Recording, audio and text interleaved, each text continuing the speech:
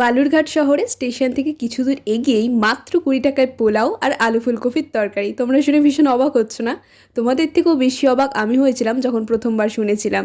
মনে মনে তো ভেবেই নিয়েছিলাম 20 টাকায় আর খাবারের কোয়ালিটি কি হতে পারে, মোটামুটি হবে নয়তো প্রচণ্ডই খারাপ হবে। এত কম প্রাইসে খাবারটা খেতে কেমন হবে এই ভেবেই আমরা 3 জনে 3 প্লেট পোলাও আর আলু ফুলকপির তরকারি অর্ডার করেছিলাম। আর সত্যি বলতে আমাদের খিদেও পেয়েছিল প্রচণ্ড। আর তোমরা তো দেখতেই পেলে আন্টিটা আমাদেরকে গরম গরম পোলাও আর আলু ফুলকপির তরকারি সার্ভ করলো।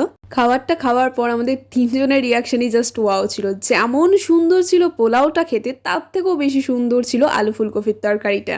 এত কম দামের মধ্যেও যে এত সুন্দর খাবার দেওয়া যায়, যদি না খেতাম বিশ্বাসই করতে পারতাম না। আর হ্যাঁ, তুমি যদি এক্সট্রা করে আবার তরকারি চাও, তোমাকে তরকারিও দেওয়া হবে, তার জন্য আলাদা করে কোন রকমের টাকা নেওয়া হবে না।